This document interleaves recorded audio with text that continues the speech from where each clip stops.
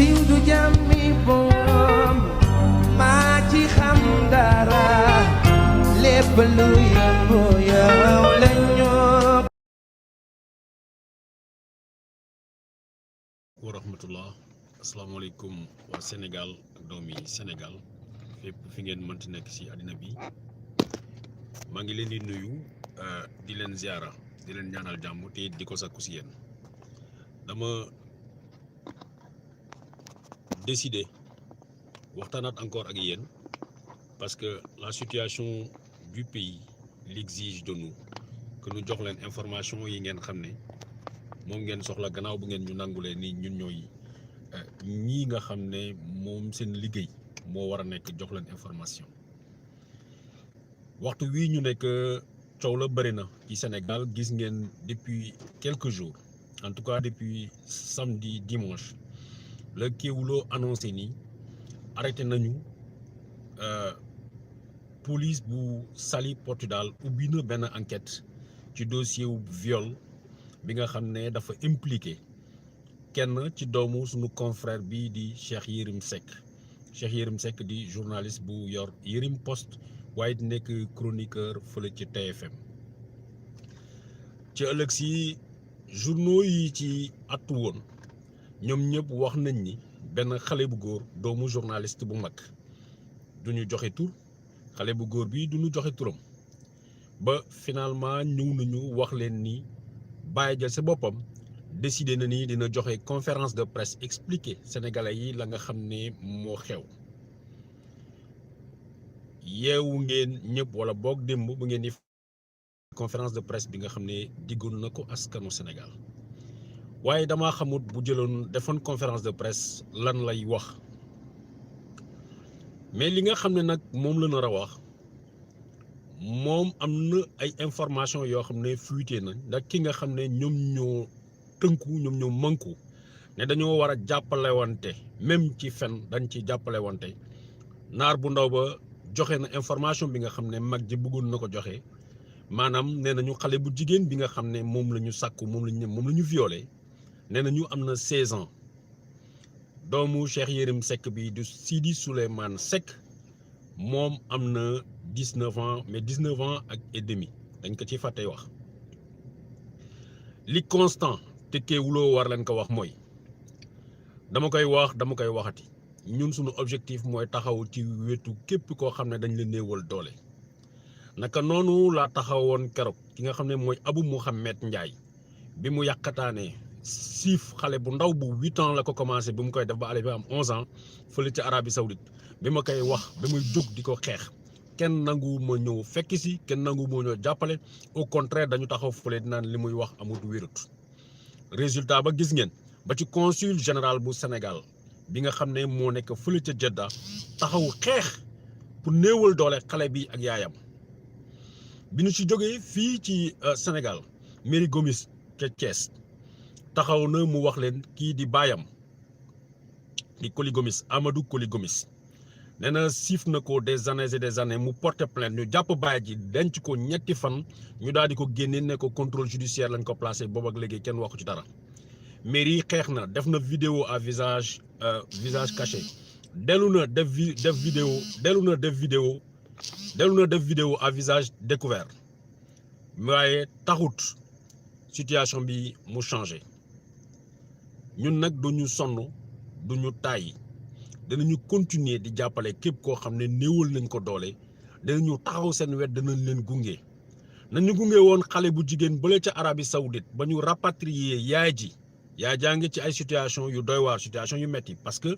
ca gannaaw sa état Sénégal bi nga xam ne moo ko ne bugguñu coow li jóg fi Arabie Saoudite bañ ñu rey Abou Mouhamed Ndiaye ñoo ko nax indi ko Sénégal waaye bu ñu ko indee Sénégal ba léegi dañ ko abandonné xale bi ñun xeex nañu ànd si ak maître Clédor Ciré Ly wax dëgg yàlla ñu delloo ko njukkal joxuñu ko ñaar dërëm mu taxawuñu fexe ba nu jugé Abou Mouhamed Ndiaye ñu condamné ko ne 10 ans de prison dañ ko war a tëj waaye ci diggante bi ñu dañu war a signer mandat d'arrêt puisque keroog bi verdict bi génn ñëwut Abou Mouhamed Ndiaye profité na daw mu ci biir bi da képp ko mën a jël photom ñu tasaare ko ba fépp fu mu dëkk mu bañ a defati lu mel noonu ndax tey violé na justice sénégalaise reconnaître na ko condamné nañ ko à 10 ans de prison en tout cas mu ngi ci Sénégal na nit ñi bàyyi xel fépp ñu ko mën a gis ñoo xam ne violeur la defoon na ko il y a des années ca Saint-Louis def ci benn xale boo xam ne mbindaan lañ ko jëloon seen kër mu ëmbal ko dara fekk ko ci def na ko ci Arabie Saoudite Kéwoulo ak maître Clédor Ciré Ly xeex nañu ba ñu indi ko fii Sénégal ñu jàpp ko ñu jugé ko condamné ko à 10 ans de prison mais le temps bi ñu ko defal premier relâchement bi la waa ji daw dugg dans la nature boobu ak léegi porté plainte contre papam Amadou Koli Ndiaye Amadou Koli Gomis mi nga xam ne def na ko ay ñeneen ay jigéen ba di ko def keroog mairie Gomis la mairie porte plainte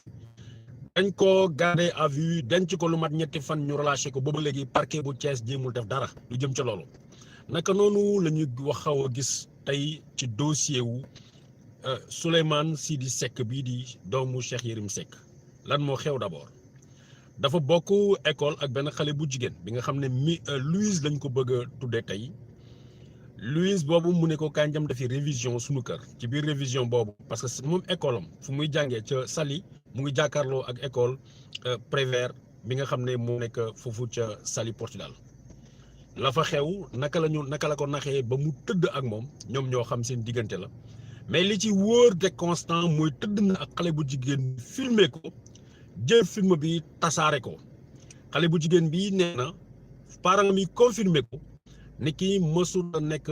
copinam nekkut daraam daf ko ne kaay nga toog réviser fii le temps mu réviser foofu la ko siif menacé ko ak paaka ne ko xam ne mooy Sidi Souleymane Seck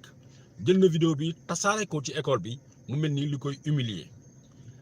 il faut que ma préciser leen ni du yaay ji moo porté plainte ci affaire bi yaay ji defu ko kii porté plainte mooy école bi association des parents d'élèves bu école bi école boo xam ne du ne école Sénégal ba ñu naan nañu defal masla ak sutura école tubaab yi la ñoom ñoo ne crime bii nga xam ne moo xew suñu école c'est une affaire très grave duñ ko noppee ñu def lu ñuy wax signalement de crime au niveau du commissariat bu nekk Saly Portudal police ubbi ci enquête dans un temps normal lu ñu war a def mooy jàpp booy bi ne ko ràpp puisque les faits sont constants tëdd na xale bu jigéen bi vidéo yaa ngi circulé mais defuñu loola ñu entendre ko rek mel ni ku bëgg raxasul seen loxo ci yëf yi jël dossier bi jox ko procureur de la République boobu ak léegi yëf yi mu ngi xew depuis fin mai tey ñu ngi pratiquement fin juin ñu jël dossier bi noppee ko ba keroog bu ci journaliste yi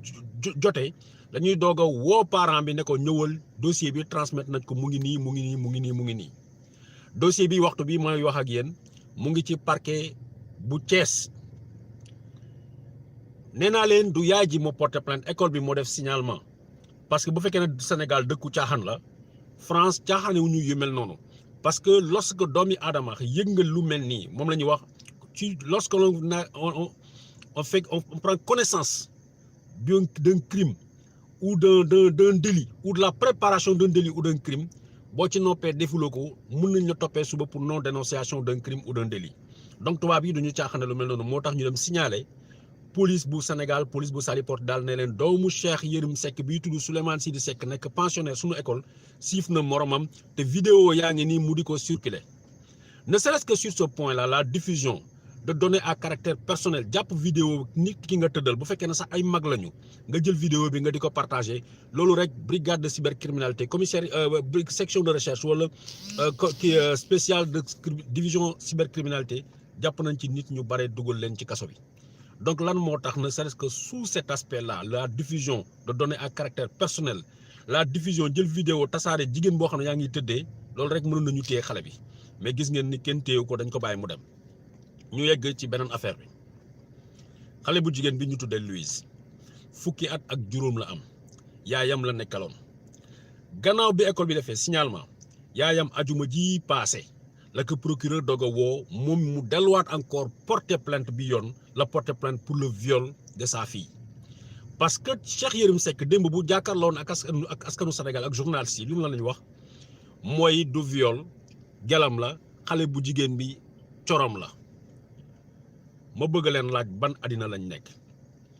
ñun définition bi nga xam ne ñoom loolu lañ bëgg a jox définition viol ñun définition boobu bëgguñu ko nanguñu ko dégguñu ko définition bi nga xam ne moom lañ bëgg moom la ñu dégg moom la ñu àndal mooy li code pénal wax te code de procédure pénale expliqué ko viol mooy toute action par surprise par menace ou par ruse bi nga xam ne indi na pénétration comme ni ko article 320 bu code pénal waxee loolu mooy viol. léegi nag circonstances yeneen yi muy pédophilie muy yeneen ak yeneen article 318 317 318 319 ba 320 moo ko élargir te dans ce cadre de figure simplement bu ñu taxawee ci loolu yëf yi viol la parce que xale bi 15 ans la am loi bi dafa ne ku tëdd ak mineur bu 15 ans ak mineur boo xam ne amagul majorité boo tëddee ak moom même bu fekkee ne nangu woon na tëdd ak yow le consentement moom nangoo moom waawam wala déetam amul sens donc boo tëddee ak moom viol la tudd tant que nit ki nekkul majeur. bu fekkee ne nit ki néewal amul 18 amul 15 ans moins de 15 ans la ñoom mineur de 15 ans kooku boo tëddee ak moom pédophilie lañ ko tuddee mu gën a aggravé parce que tey circonstances yi dem na ba mun na nekk 10 ans wala plus mais le viol est constant. xale bu góor bi nag ak baayam ak ñi ànd ak baayam lu ñu bëgg comme gëmloo mooy xale bu jigéen bi yàgg na foo yàgg na tëdd ak waa ji même bu fekkee ne yàgg na foo ak moom yàgg na ko tëddee kon yàgg na ko violé parce que mineur kenn amul droit mu tëdd ak mineur xale bi 15 ans la am c'est ça la constante. léegi yaayam porte na plainte balaa yaayam di porte plainte menace façon menace bu nekk lañ ko def tiital ko ne ko bul ko def bul ci dugg yaay ji insisté na waxtu wii may wax ak yéen ki nga xam ne mooy yaayu xale bi génn na foofu ca Mbour parce que nee na sa vie est en danger ay façon nit bu nekk ñoo koy woo ba téléphone am sax amatul téléphone jël doomam ànd ak moom dem Ziguinchor ñu di xamal ni de l'autre côté police xamal nañu ni nit ki bu fekkee ne elle se sent menacée dina porter plainte mu yem ca mais gis nañ ni mari amul capacité boobu taxaw résister leen ñu tooñ ko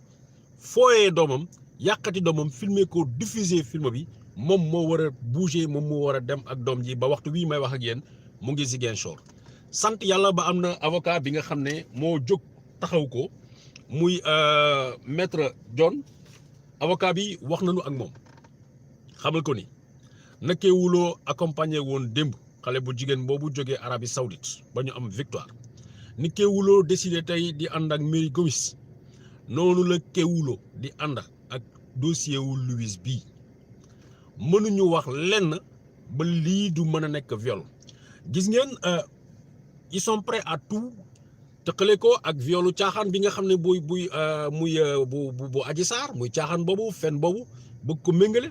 loolu nag encore moo taxoon keroog ma doon wax sama jigéen bi Hélène Françoise Gaye ak ñi mu àndaloon ne leen le fait que ngeen tuddee seen association CODAS ba fekkee ne da ngeen ne contre les violences faites aux femmes ak les viols ngeen bëgg a xeex rek du ngeen ko mën a def parce que bu ngeen yemalee ci bu aji parce que bu Adji Sarr ñëpp xam nañ ni fenn la ay lu dul dëgg moo ko lal kooku mënu leen convaincre kenn ba war a mën a suba taxaw défendre ñeneen alors Louise a ngi nii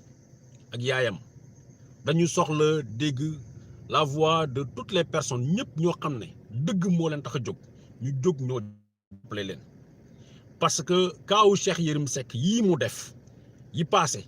te kenn réglé wu ko defe naa ni moo tax doom yi am fit ni foog ni moom it mën na def lu ko neex mu génn ci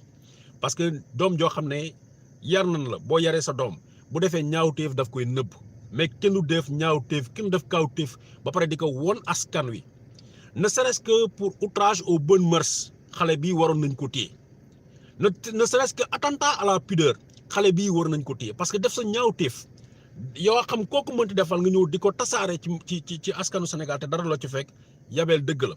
ma woon leen ni parquet bu Thiès waxoon naa leen kaawu Merry Gomis wax naa leen kaawu tey ñëpp ñu ngi ubbi seen gët xool leen fu ñuy mujjee ak dossier bi mais sénégalais yi xaaruñu dara lu dul xale bii di Souleymane Sidi Seck parce que France moom seen programme moo noon jéem ko rawale yóbbu ko France mais France mënuñu ko def parce que établissement bi nga xam ne fa la yëf yi defee établissement français la te France yëg na ko te xale bi mu ko def xamuma ndax Sidi français la waaye xale bi am na nationalité française donc dossier bi du yombee noonu mais fii ci Sénégal bi nga xam ne ñoom ñaar ñëpp fi la ñu cosaanoo nañu mànkoo ñun ñi ñëpp ñu xamal leen ni si que mu tudd Sidi Sidi Seck que mu tudd Sidi Souleymane Seck que mu tudd Koli Gomis que mu tudd Abou Mouhamed Ndiaye képp koo xam ne violé na te mu doon lu constant dañ ko war a teg ci yoon gis ngeen nag yeneen waaso bi ñi nga xam ne organisé wu nañu pour faral fen dem nañ tey sax ba jël photo xale bu jigéen bi alors que la loi elle est très claire là-dessus maa ngi interpellé CDP bi nga xam ne moom mooy protéger les données personnelles maa ngi interpellé Awa Ndiaye mi nga xam ne mooy directrice présidente CDP kenn amul droit génnee turu xale mineur ci article à plus forte raison ngay génnee photom parce que dañ ko bëgg a discréditer dañ bëgg a wone ni li muy wax du dëgg moom Sidi Souleymane Faram la mu tax ba ñu daanu sous le coup de la loi mu jaral leen ñuy jël photo xale bu jigéen bi nga xam ne mineur la dañ ko war a protéger ñuy génnee photom boole ci ñu bëgg ñu àndal ni parce que doomu comment on appelle doomu Cheikh Yérim la moo tax ñu bëgg a def acharnement contre moom c'est pas vrai le même acharnement moom laa def contre Abou Mohamed Ndiaye ca Arabie Saoudite la même chose la ñuy def contre Coly Gomis la même chose la ñuy def ci ñëpp ñoo xam ne dañuy néewal jigéen doole parce que li tax may mëne combat bi man ay doom yu jigéen rek laa am lu bokkul ak loolu société bu juste dañ koy appliquer à tout le monde donc lii mooy li nga xam ne bëggoon naa leen ko indil jàkkaarloo ak yéen wax leen ni ñii naan est-ce que am na wala amul am na Sidi Souleymane Seck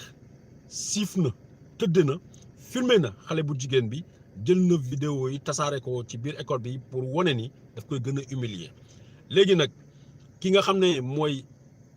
police bu Sénégal commissariat bu Saly lycée ba moo leen defal signalement moo dem joxe information bi au niveau du commissaire bi def na liggéeyam auditionné na tout le monde waaye dafa war aussitôt si les faits sont établis comme ni ko loi waxee code de procédure pénale wax ko dafa war a arrêté xale bi mu defere ko ci parquet bi mais arrêté wuñu xale bi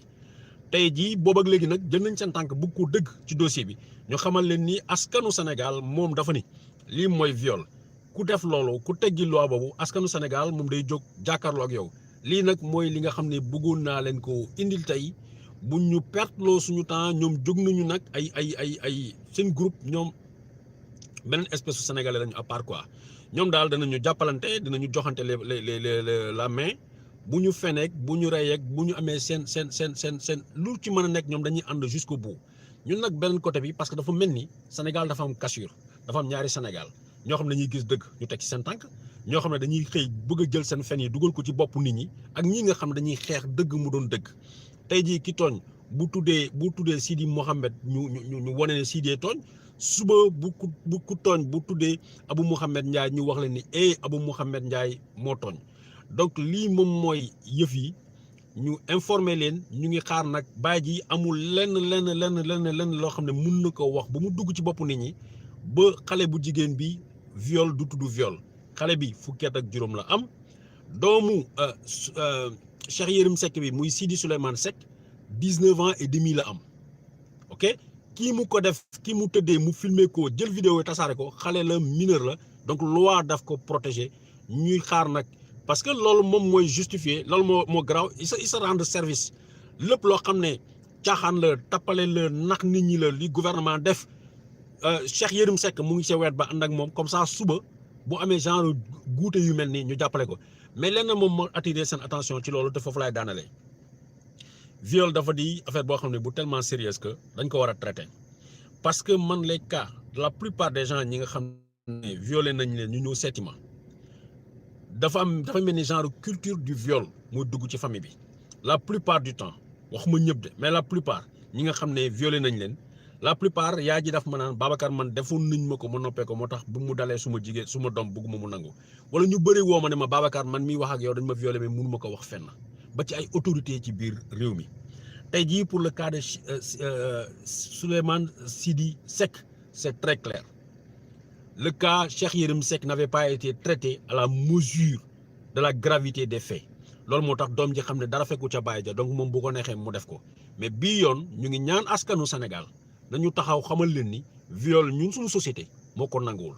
jërëjëf li mooy li ma leen indiloon di ñaan yàlla ngeen partager vidéo bi ba le maximum de personnes mu jot si les faits sont avérés xale bu jigéen bi doomu Cheikh Yérim Seck moo ko siif filmer ko tasaare film bi xale bu jigéen bi 15 ans la am fu mu nekk ni yaay ji jël na xale doomam bi dem ak moom Ziguinchor nee na mu ngi wuti fan la mën a dugalee doom ji de temps que l'année prochaine mu am école bu mu ko dugalee mais doomu kii nga xam ne mooy Cheikh Yérim Seck école ba nga xam ne mooy Jacques Prévert bi mu ko defee ca Saly ñoom ñoo décidé non seulement informé lycée bi police ba mais ñoom ñoo décidé dàq ko seen école dootu fa jàngati donc leneen ñu ngi xaar nag leneen lu ñu mën a indil nag pour wax ñu ni loolu ay complot la wala lenn la xanaa mu doon complot boo xam ne France moo ko complot ak lycée wu France moo ko complot créer ay faits yu exact jël doomu Cheikh Yérim Seck bi wane ko parce que film existé nañu teg nañ ci ay bët man Touré xooluma ko parce que du ma xool lu mel noonu mais am naa confirmation ñoo xam ne xool nañ ko gis nañ ko ba tey ji nag kenn mënuñu fexe bañ mënuñu gëmloo ni lii ay caaxaan la lii ay naxee mbaay la nee nañu dañ koy jëm a tëkkale waaye côté bële amoon na li xew ngeen wax li mais li constant mooy ki ñu ko def xale bu ndaw la mineur la ko kenn mënu ko dindi 15 ans la am ki ko def 19 ans et demi la am kon majeur la ba pare circonstance aggravante violer une mineure tëdd ak jigéen bu mineur viol la tudd mais boo filmer nga diffuser film bi circonstance aggravante la parce que diffusion de données à caractère personnel daf ci dugg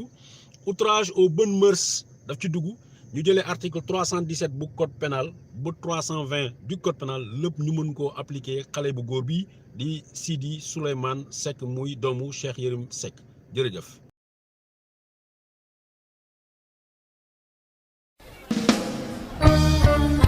siiw du jàmmi boom maa ci xam dara lépp lu yëngu